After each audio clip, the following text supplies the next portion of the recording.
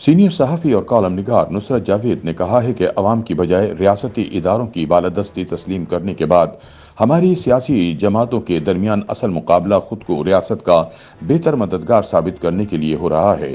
مسلم league نون فی الوقت اس تناظر میں بازی لیتی نظر آ رہی ہے۔ بلوچستان کے نام نہاد الیکٹیبلز کی متاثر کن تعداد نواز شریف کی جماعت میں شامل ہو چکی ہے۔ مسلم لیگ نون اور باپ مگر اب ٹچ بٹنوں کی جوڑی کی طرح باہم مل چکے ہیں، لہٰذا وطن عزیز میں اب وہی ہوگا جو ان کا حسن کرشمہ ساز چاہے گا۔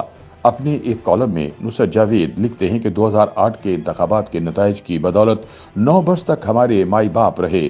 جنرل مشرف استعفیٰ دینے کو مجبور ہوئے تو سادہ لوگوں نے فرض کر لیا کہ وطن عزیز بالآخر شاہراہ جمہوریت پر گامزن ہو گیا ہے۔ نئی پارلیمان کے قیام کے چند ہی ماہ بعد مگر جنرل مشرف کی برطرف کیے چیف جسٹس افتخار چودھری کو بحال کرنا پڑا۔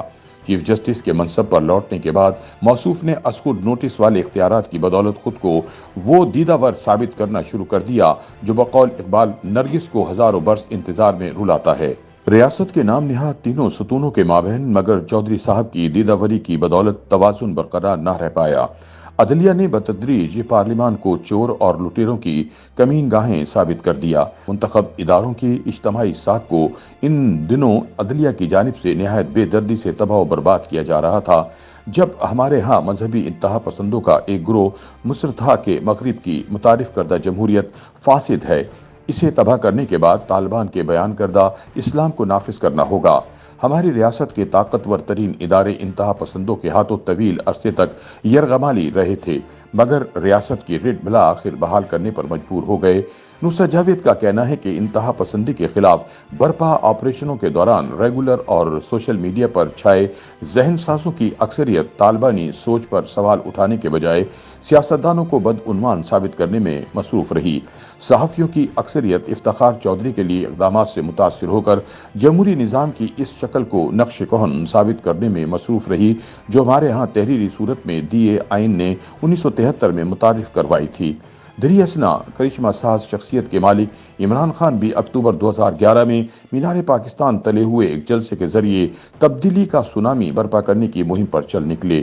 ضرورت سے زیادہ متحرک عدلیہ، مذہبی انتہا پسندوں کی پھیلائی دہشت اور سونامی کی تمنا نے ہمیں مسلسل اضطراب میں مبتلا کر دیا۔ 2013 کا انتخاب معمول بنانے میں ناکام رہا۔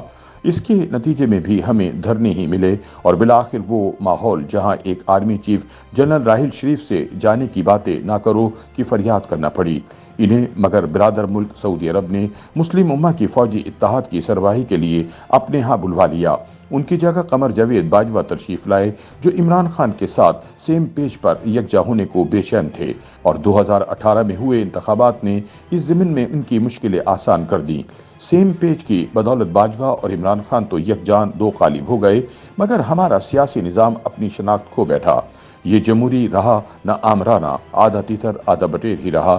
اس کی بدولت جو اچھی خبریں آتی ان کا کریڈٹ سیم پیج کا ہر مکین لینے کو بےتاب رہتا، ناکامیوں کی ذمہ داری لینے کو البتہ کوئی تیار نہ ہوتا۔ نصرت جاوید بتاتے ہیں کہ 2017 سے البتہ مسلم لیگ نون نے ہمیں امید دلانا شروع کر دی کہ وہ ووٹ کو عزتوں کے ڈارے کے ساتھ پاکستان کو شاہراہ جمہوریت پر واپس کھینچ لائے گی۔ عمران مخالف جماعتوں نے اس ضمن میں اس کا ساتھ نبھانے کا وعدہ کیا۔ بلند و بانگ وعدوں کے باوجود مگر نواز شریف صاحب کو جیل سے نکال کر علاج کے نام پر لندن بھجوا دیا گیا۔ وہ لندن تشریف لے گئے تو ان کی جماعت نے قمر جاوید باجوہ کو بطور آرمی چیف مزید 3 برس تک اس منصب پر برقرار رکھنے کو جائز قرار دینے والے قانون کی حمایت کا فیصلہ کر لیا۔ جنرل باجوہ کی میعاد ملازمت میں اضافے والے قانون کی پارلیمان کے دونوں ایوانوں سے 12 منٹ کی تاریخی مدت میں متفقہ منظوری کے بعد کچھ سادہ لو افراد کو یہ جان لینا چاہیے تھا کہ ہمارے تمام سیاستدان باہمی اختلافات بھلا کر اسی زلف کے اسیر ہو چکے ہیں۔ پاکستان کے دیرینہ اور دن بدن گمبھیر ہوتے مسائل کا ان کے پاس کوئی حل موجود نہیں۔ وہ اس ضمن میں ریاست کے طاقتور ترین ادارے کی اجتماعی دانش سے رہنمائی کے طلبگار ہیں۔ हमारे सियासतदानों का इज्तमाही बांझपन इन कवानीन की मुतफ़क्का और बर्क रफ्तार मंजूरी से मजीद आया हो गया, जो पाकिस्तान को financial action task force FATF की मनफी फहरिस्त से निकालने के लिए पार्लियामान ने नहीं बल्कि रियासत के ताकतवर तरीन इदारे ने तैयार किए थे। नुसरत जावेद का कहना है कि मुस्लिम लीग नून के कायद नवाज शरीफ ने अपने भाई और दुख्तर समेत कोयटा में 2 दिन गुजारे हैं। बलूचिस्तान के नाम निहाद इलेक्टेबल्स की मुतासिर कुन तादाद उनकी जमात में शामिल हो चुकी है।